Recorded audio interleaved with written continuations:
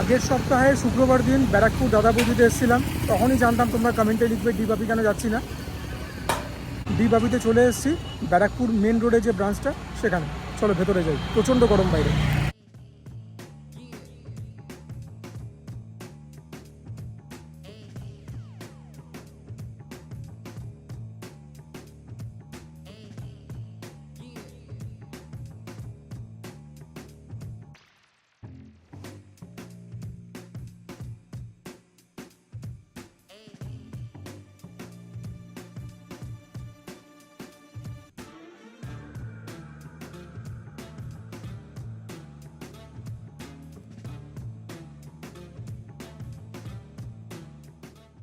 ভেতরের অ্যাম্বিয়েন্সটা আমাদের কীরকম লাগলো বলো।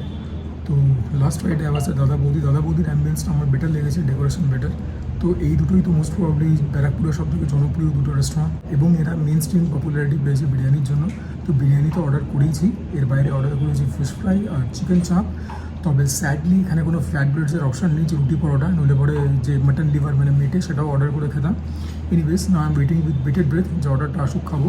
এখানেও কিন্তু টেবিল শেয়ারিংয়ের একটা ব্যাপার রয়েছে। যখন ম্যানেজারকে রিকোয়েস্ট করলাম আমাকে ফার্স্ট করে পাঠিয়ে দিল, এখানে আমাকে টেবিল শেয়ার করতে হবে না।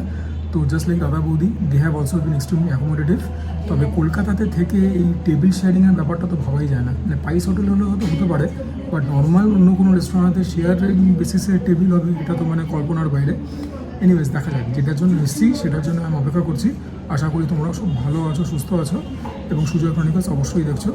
Subscribe right আওয়ে। তোমাদের জন্যই এত এফোর্ট নেওয়া, কলকাতা থেকে ঠেঙিয়ে ব্যারাকপুর এসেছি এই গরমে। আমরা ডি পাপিতে আমাদের লাঞ্চ শুরু করছি ভেটকি মাছের ফিশ ফ্রাই দিয়ে।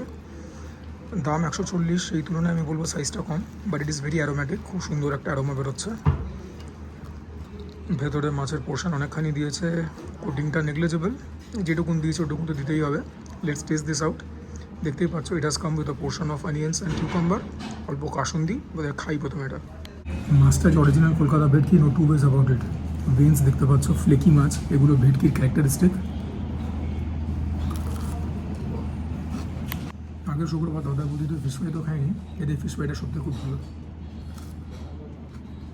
মাছ অসাধারণ কোয়ালিটি, ইটস ভেরি ফ্রেশ। তবে বাইরে যে কোটিং সেটা খুব একটা টেস্ট নেই, maybe it lacks little bit of seasoning. Despite of that it is very tasty. Fish ফ্রাইটা A1, রেটিংসে দেখতে পেয়ে যাবে। Am I lying? Just look at the quality of the fish, excellent quality. উপরে কোটিংটা অনেকখানি KFC ক্রিসপি ফ্রাইড চিকেনের কথা মনে করিয়ে দেয়। কাসুন্দি দিয়ে খাই। Freshly made and it's piping hot. Fish fry bumper hit.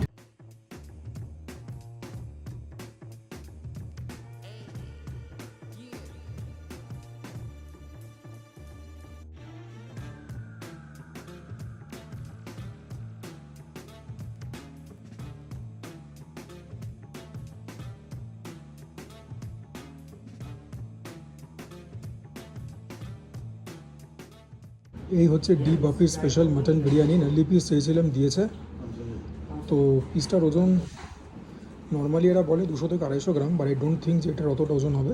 আপাতত মাটনটাকে ভালো করে তোমরা দেখে নাও, আলাদা রাখি। আলুটাকেও আলাদা রাখছি, পেল্লাই সাইজের আলু। And as we were speaking, chicken চাপও দিয়ে গেল। আমি লেগ পিস অর্ডার করেছিলাম, লেগ পিসই দিয়েছে, বড় সড়ো লেগ পিস একটা। বাট ইয়া, যেটার জন্য এখানে আসা, the biryani, this is the coloration of the biryani. Dehradun rice, basmati rice. Let's take the first bite. Moment of truth বলতে যাকে বলে, হ্যাঁ, এটার জন্যই তো আসা। রাইসের কোয়ালিটি ভালো। ব্যারাকপুর বিরিয়ানি মানে spicy biryani, that has once again been proven as a fad. আমার কিন্তু স্পাইসি বলে মনে হচ্ছে না। ওয়েল সিজনটা আমি বলবো, আর একটু নুন হলে আমি বেশি খুশি হতাম, বাট সেটা আমার সবসময় মনে না হয়। So that's a perennial problem with me. তবে রাইসের কোয়ালিটি যদি বলো, আমার মনে হয় তুল্যমূল্য বিচারে দাদা বৌদিতে হয়তো একটুখানি বেটার। স্লাইট ঝাল সুসিদ্ধ হয়েছে, তবে একটুখানি বেশি এসেন্স রয়েছে তোমার, যেটাকে বলে মিঠা আদর, সেটা। গোলাপ জল কারো জলটা একটু বেশি, বাট নাথিং অ্যালার্মিং। ভালো খেতে বিরিয়ানিটা। বাট যদি হাইপটাকে মাথায় রাখো তাহলে বলবো না, সে দাদা বৌদিকেও নাই বলেছিলাম, এটাকেও নাই বলবো। As far as the rice goes, Kolkata থেকে ঠেঙিয়ে এখানে আসবার কোনো দরকার নেই। কলকাতাতে এরকম টাইপের বিরিয়ানি প্রচুর পাবে, এর থেকে ভালো পাবে। আর ব্যারাকপুরে যেরকম বিরিয়ানির সঙ্গে দেয় পুদিনার চাটনি, স্যালাড, এখানেও দিয়েছে। তোমাদেরকে আলুটা দেখাই, ইনর্মাস আলুটা, ঠিক আছে, বিশাল বড় আলু, একদম গনগনে গরম।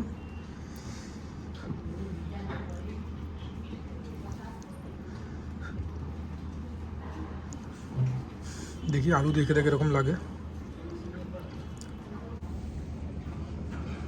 যথেষ্ট সফট আছে আলুটা, তবে যেহেতু তুল্যমূল্য বিচার করছে দাদা বৌদির আলুটা I guess was a little bit better, একটুখানি বেশি সফট ছিল, মিষ্টি ছিল, তবে এটাও যথেষ্ট ভালো। হ্যাঁ, no two ways about it. সুতরাং আলু নিয়ে নো কমপ্লেন্টস। আলু দিয়ে বিরিয়ানির রাইস জমে আছে। এইবারে মাটনটাকে দেখো, very soft and look at the colouration, so rich. মাটনটা একদম ঠকে পদে কোয়ালিটি, প্রাপ্তবয়স্ক মাটন, মানে প্রাপ্তবয়স্ক খাসি, no two ways about it. High কোয়ালিটির মাটন দিয়েছে। হ্যাঁ, মাটনের কোয়ালিটি খুব ভালো, ইটস সফট, একটা জিলেটিনাস কোয়ালিটি আছে, নাডলি পিসে এরকমই হয়ে থাকবার কথা। একটু মাটনটা এমনিও খাই, হালকা হোয়াইট রয়েছে, তার মানে কিন্তু এরকম আমাকে চিবড়ে হচ্ছে। দাদা বৌদির মাটনটা ওয়াজ মাইলস হেড, মানে দাদা বৌদির মাটনের কোয়ালিটির জন্য কিন্তু অ্যাডিশনাল পয়েন্টস পেয়েছিল, মানে সেটা হয়তো হবে না।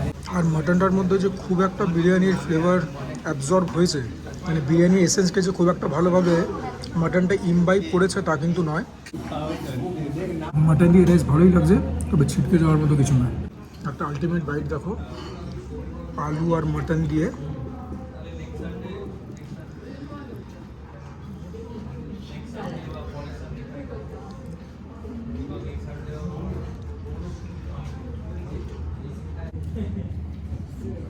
বাই দ্য ওয়ে, রাইসের কোয়ান্টিটি যা দিয়েছে, যদি খুব পেটে খিদে নিয়ে আসো, একজনের পেট ভরে তো যাবেই, একদম গলা অবধি খেতে হবে। সো রাইসের কোয়ান্টিটি অনেকখানি দিয়েছে। ওদের চাটনি দিয়ে একটুখানি খাই।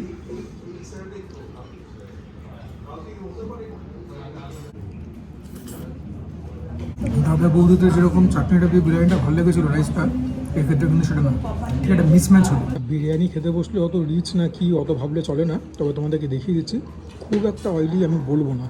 চিকেনের পিস তোমাদেরকে দেখিয়ে দিয়েছি, যথেষ্ট বড়। আর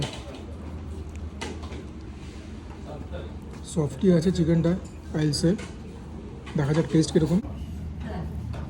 চিকেন চাপটা জেনুইনলি গুড, পেঁয়াজ রসুনের যে ফ্লেভার সেটা একদম মানে it's shining through, well season, very oily, চাপ একটু অয়েলি হয়। আর হ্যাঁ, স্পাইসি প্রিপারেশন, তবে ঝাল খুব একটা না, অল্প একটুখানি টক ব্যাপার আছে, বাট দ্য চিকেন চাপ is very good, absolutely marvellous খেতে। চিকেনটা তো সফট আছে, ময়েস্ট আছেই, কিন্তু এই যে গ্রেভিটা, এই গ্রেভিটার স্বাদটাও কিন্তু খুব ভালো, ঠিক আছে, ভীষণ ভীষণ ভালো গ্রেভিটা বানিয়েছে।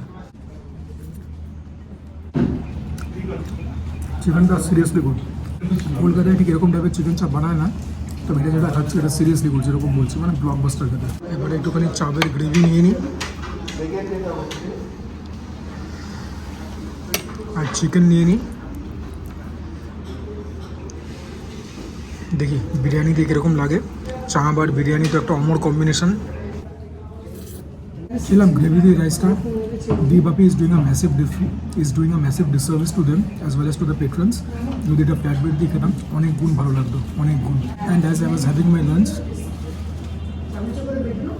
ব্লু শার্টে উনি ডলি দি, মানে ডিপাপিক ডি, জিজ্ঞাসা করছিলেন খাবার দাবার কীরকম সবাইকে, শুধু আমাকে না।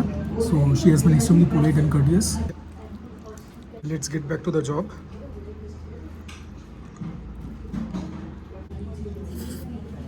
দুটোর কম্বিনেশন ঠিকঠাক।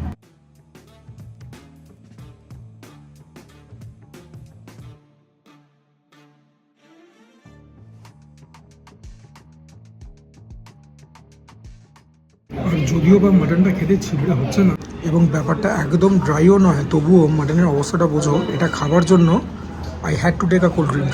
থামস আপ দিয়ে না খেলে পরে ব্যাপারটা ঠিক মানে কি বলবো, মানে ঠিক প্যালেটেবল হচ্ছে না। So make of that what you will. তোমাদের কাছে ব্যাপারটা পয়েন্ট আউট করাটা আমার দরকার ছিল। তো রাইসের সামান্য কোয়ালিটিতে এগিয়ে থাকলেও দাদা বৌদির থেকে মাটনে কিন্তু বেশ পিছিয়ে, যদিও মাটনের কোয়ালিটি এখানেও কিন্তু ভালো, তবে কুক যেটা হয়েছে আর একটুখানি বেশি হওয়ার দরকার ছিল, আরও নরম হতো, আরও সফট হতো। চলো বিল পেমেন্ট করে বাইরে গিয়ে দেখা হবে। যা গরম, বাইরের কথা ভাবলে পরেই কান্না পাচ্ছে।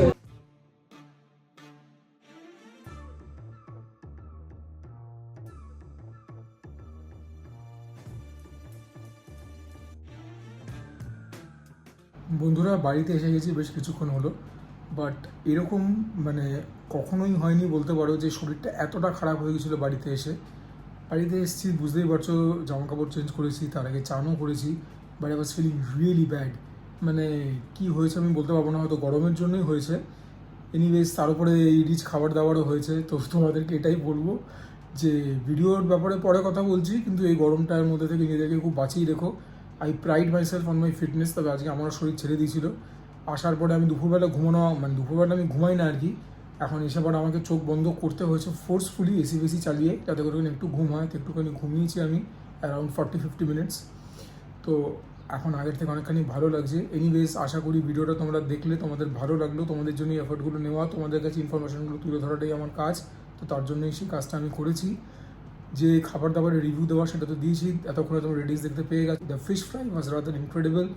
বিরিয়ানির কথা তোমাদের পুঙ্খানুপুঙ্খরূপে বলেছি। রাইসটা আমার মনে হয়েছে একটুখানি বেটার দাদা বৌদির থেকে। দ্য কোয়ান্টিটি ইজ রিডিকুলাস, একজন তো মানে খেয়ে উঠে শেষ করতে পারবে না সেরকম ব্যাপার, even if you are heavy eater. আর যদি পেটে খিদে নিয়ে যাও তাও। মাটনটা although the quality was good, but the mutton was tough. ছিবড়ে হয়নি, কিন্তু একদম বর্ডার লাইন সেরকম ছিল, নইলে আমি লাস্টে কোল্ড ড্রিঙ্কস অর্ডার করে খেতাম না। I really needed the soft drink to chuck down the mutton. Chicken চাপটা ভালো ছিল, বাট স্যাডলি ওরা কোনো ফ্ল্যাট ব্রেডসও দেয় না যে সেটা দিয়ে চিকেন চাপটা খাবো। Anyways, hope you guys are doing well. চ্যানেলটাকে সাবস্ক্রাইব করবে, share my content with your friends and family. তোমরা কমেন্ট করবে, তোমাদের কমেন্ট থেকে অনেক মোটিভেশন, ইন্সপিরেশন এবং ইনফরমেশনও পাই। And for now, this is me Sujoy signing off. সবাই ভালো থেকো, সুস্থ থেকো, জমিয়ে খাওয়া দাওয়া করো, একটুখানি নিজেদেরকে বাঁচিয়ে খাওয়া দাওয়াটা করো। আমার মতো তোমাদের তো প্রফেশনাল কমিটমেন্ট নয়, এবং ওয়ার্কআউটটা নিশ্চয়ই করবে, দ্যাট ইজ ইম্পেরেটিভ। ওয়ার্কআউট যদি না করো তাহলে জেনে রাখো, you guys are not disciplined enough, workout করতেই হবে।